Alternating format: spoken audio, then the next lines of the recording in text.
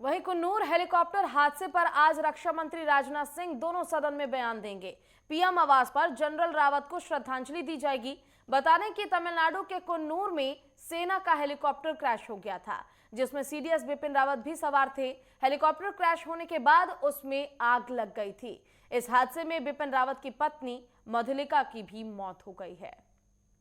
तो आज इस घटना को लेकर देश के रक्षा मंत्री राजनाथ सिंह सदन में बयान देंगे। आपको बताते चलें कि कल जैसे ही ये खबर सामने आई, इस खबर ने पूरे देश को झकझोर कर रख दिया। मंत्रियों से लेकर आम जनता तक सभी इस खबर को सुनने के बाद सदमे में हैं, शोक में हैं।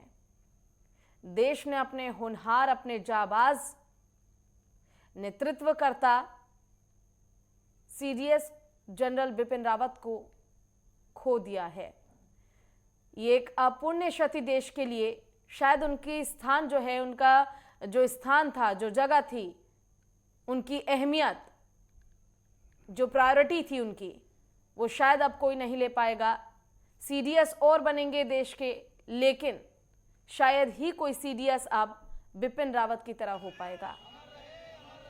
ये एक ऐसी क्षति है देश के लिए जो कभी नहीं भर सकती। हालांकि उनके देहांत के बाद, उनके मृत्यु के बाद देश के कई ऐसे राज्य हैं जहां पर लोगों ने उन्हें श्रद्धांजलि अर्पित की है। हालांकि आज उनका पार्थिव शरीर दिल्ली लाया जाएगा और न केवल इस घटना के शिकार वो हुए, बल्कि उनकी पत्नी मधुलिका रावत भी इस घटना की शिकार हो गई। दोनों का पार्थिव शरीर आज दिल्ली लाया जाएगा वायुसेना के जहाज से, और उसके बाद 12 से 2 बजे तक श्रद्धांजलि अर्पित करने का कार्यक्रम रखा जाएगा। और कल उनका पार्थिव शरीर पंचतत्व में विलीन होगा।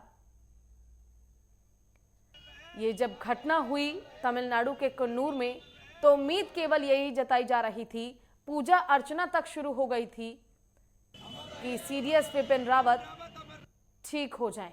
लेकिन जैसे जैसे शाम ढलती गई, खबर सबको चौंकाने वाली सामने आई कि सीडीएस बिपिन रावत अब हमारे बीच नहीं रहे। और इसी पर ज्यादा जानकारी के लिए हमारे साथ हमारे संवाददाता विवेक दीक्षित जुड़ चुके हैं। विवेक, एक अपुण्य क्षति देश के लिए, शायद ही अब कोई सीडीएस बिपिन रावत जैसा हो पाएगा, शायद ही अब देश को ऐसा होनहार कोई जाबाज मिल पाएगा। लेकिन ऐसे में आपसे ये जानना चाहेंगे कि आखिर आज उनका पार्थिव शरीर दिल्ली लाया जाना है, क्या कुछ पूरी जानकारी इसको लेकर? बिल्कुल पूजा, मैं आपको बता दूं, देश ने बहुत अपना सबसे बड़ा योद्धा खो दिया है। अगर हम बात करें, क्योंकि जैसे एक राजा होता है, राजा के बाद सेनापति होता है, तो सेनापति देश का सेनापति नहीं रहा है। सबसे बड़ी बात यह है कि पूरा देश जहां पर दुआ कर रहा था, पूजा अर्चना कर रहा था, भगवान से प्रार्थना कर रहा था, वहीं हवन कर रहा था, तो कहीं ना कहीं लोगों की आस्था जुड़ी थी कि सीडीएस जो बिपिन रावत से ठीक होकर घर लौटे। हालांकि देर शाम होते होते एक खबर आती है, दुखद घटना आती है कि बिपिन रावत हमारे बीच में नहीं रहे। तो सबसे बड़ी बात यह है कि देश के सबसे पहले सीडीएस अधिकारी जनरल बिपिन रावत को देश ने खो दिया है, देश के बहुत बड़े योद्धा के रूप में थे। अगर हम बात करें पुलवामा हमले की, या फिर हम बात करें बालाकोट हमले की, या फिर सर्जिकल स्ट्राइक की बात करें, तो सभी जगह महत्वपूर्ण भूमिका रही है बिपिन रावत की। अब वो हमारे बीच में नहीं रहे। आज का पार्थिव शरीर लाया जाएगा, दिल्ली लाया जाएगा दिल्ली में, और कल 11 बजे तक उनके अंतिम दर्शन कर सकेंगे लोग।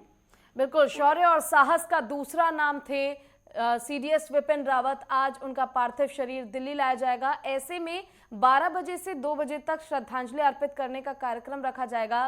विवेक, ऐसे में आपसे ये भी जानना चाहेंगे कि आखिर इसको लेकर क्या कुछ व्यवस्था की गई है, क्योंकि इससे न केवल मंत्री, न केवल आम जनता, बल्कि पूरा देश सदमे में है।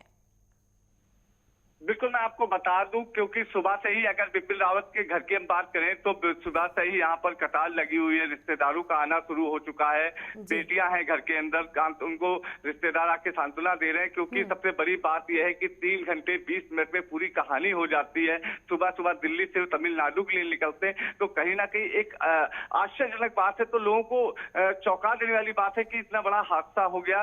तो कहीं ना कहीं लोग यकीन नहीं कर पा रहे हैं। और उसके बाद जो यहाँ पर अगर हम वीआईपी बात करें तो वीआईपी लगातार यहाँ पर आ रहे हैं मिलने के लिए, क्योंकि बिपिन रावत जो थे वो देश के सबसे बड़े योद्धा के रूप में जाने जाते थे। और सबसे बड़ी बात यह है कि पहले सीधे सत्कारी थे। अंतिम संस्कार के लिए अब यहाँ पार्थिव शरीर लाया जाएगा। उसके बाद कल 11 बजे तक, शुक्रवार 11 बजे तक सुबह उनके अंतिम दर्शन किए जा सकेंगे। बिल्कुल विवेक, कहीं ना कहीं ये जो दर्द है, ये जो तकलीफ है देश के लिए, ये बिल्कुल अमिट है, शायद कभी नहीं मिट सकता ये तकलीफ।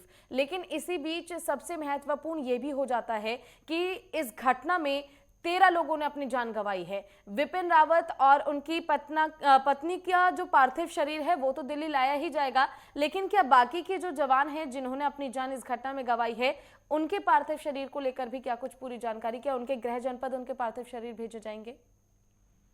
बिल्कुल, मैं पहले आपको बता दूं, क्योंकि सबसे बड़ी बात यह है कि देश की सेना जो योद्धा थे उसमें सवार थे, बड़े अधिकारी सवार थे।